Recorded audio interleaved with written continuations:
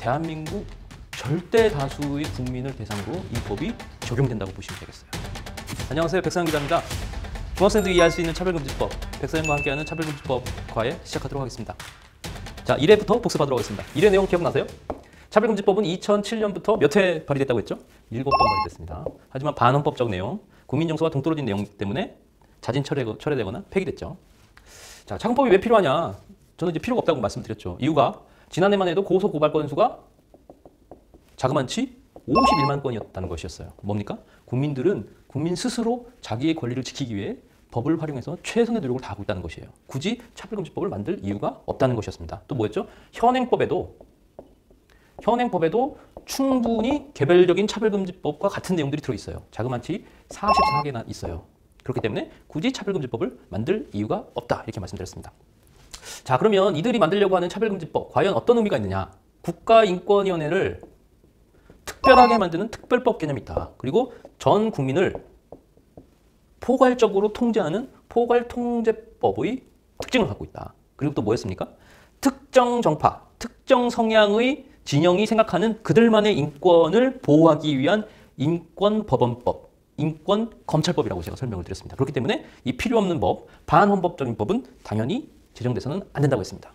그리고 마지막으로 하나가 또 뭐 있었습니까? 우리나라는 헌법, 법률, 명령, 조례, 규칙이라는 법규범이 있는데 법률에 해당하는 차별금지 법안이 헌법적 가치에 맞지 않는 반헌법적 가치를 갖고 있기 때문에 제정되어서는 안 된다고 말씀을 드렸죠. 네, 2회 복습하도록 하겠습니다. 2회는 무슨 내용이었습니까? 차별금지법이 몇 개 장과 몇 개 항으로 되어 있다고 말씀드렸습니까?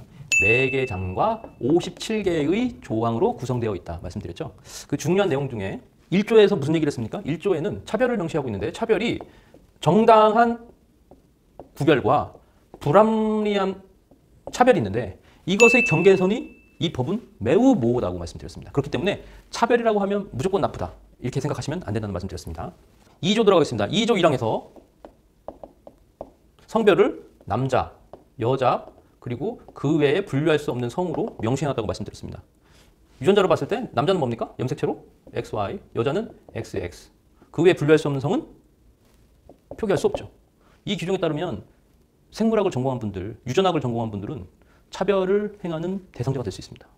XY와 XX를 신뢰하는 과학자들은 이 법안에 따르면 그분들이 생각하는 과학적인 논리가 차별에 해당할 수 있어요. 왜요?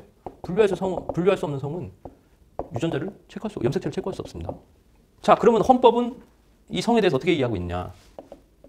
헌법은 양성평등을 말하고 있어요. 양성평등은 뭡니까? 남자와 여자의 평등을 얘기하고 있습니다. 영어로 말하면 어떻게 씁니까? Equality of sexes. 즉, 남자와 여자의 평등을 말하죠. 하지만 이 차별금지법은 무엇을 말하고 있습니까? Equality of LGBTQ를 말하고 있어요. 뭐예요? 레즈비언, 게이, 양성애자, 트랜스젠더, 그 외의 동성애자가 똑같은 성별로 인정받아야 된다는 무시무시한 논리가 이 안에 숨어 있습니다. 자, 3회 기억하세요? 3회는 무슨 내용이었습니까? 3회는 2조 3항에 있는 양성애를 제가 말씀드렸습니다. 양성애를 통해서 일남 일녀의 가족제도를 붕괴시킬 수 있는 문화, 윤리, 쿠데타적 발상, 쿠데타적 요소가 이 안에 들어있다고 제가 말씀드렸습니다. 2조 5항에서는 제가 무슨 말씀드렸나요?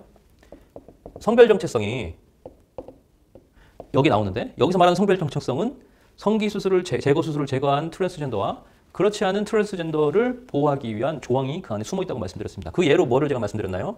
숙명여대에 입학하려다가 입학이 저지된 트랜스젠더를 말씀드렸고 육군 하사인데 여군으로 자신을 인정해달라고 요청을 했던 그 하사관, 트랜스젠더 하사관의 얘기를 말씀드렸죠. 이랬을 경우 여성들이, 여성 대학생, 여성 군인이 역차별당하는 상황을 말씀드렸습니다. 자, 그럼 지금부터는 이 차별금지 법안이 생각하고 있는 법안을 적용시키려는 대상이 얼마나 넓은지 제가 보여드릴게요. 2조 9항에 나옵니다. 2조 9항에는 교육기관이 들어있습니다. 자, 교육기관에 속해 있는 유치원, 초중, 고등학생이 다 해서 몇만 명이라고요? 608만 명. 대학생이 몇 명이었습니까? 150만 명. 공무원 107만 명. 자, 여기에 그치지 않습니다. 2조 11항에는 근로자가 들어있어요. 근로자, 지난해 수치를 보니까요. 정규직이 1,307만 명입니다. 그리고 비정규직이 748만 명이에요. 두 근로자를 합치면 2,055만 명입니다. 무슨 얘기입니까? 대한민국 절대 다수의 국민을 대상으로 이 법이 적용된다고 보시면 되겠어요. 이걸 다 더하면 몇만 명인 줄 아세요? 2,920만 명입니다, 여러분. 자, 이렇게 2,920만 명 플러스 알파에 해당되는 분들한테 적용되는 이 법이요, 사실은 헌법 개념이에요. 그래서 이 법안이요, 소관위원회를 통과해야 되는데 보통 법안은 1개에서 2개 정도밖에 없습니다. 법안과 관련된 소위원회가. 근데 이 차별금지 법안이 걸쳐 있는 소위원이 몇 개인 줄 아십니까? 자그만치 13개나 됩니다, 여러분. 그러니까 이게 사실상 헌법 개념이라니까요. 헌법을 만들어서 자신들이 원하는 특정 계층을 위한 인권을 세우겠다. 자신들이 생각하는 인권을 보호하겠다. 자신들의 인권을 보호해주는 국가인권위원회를 격상시키겠다. 자신들이 생각하는 인권을 보호하기 위해 법원과 검찰을 활용하겠다는 아주 위험한 발상이 이 안에 들어있는 겁니다. 그래서 우리가 막는 거예요.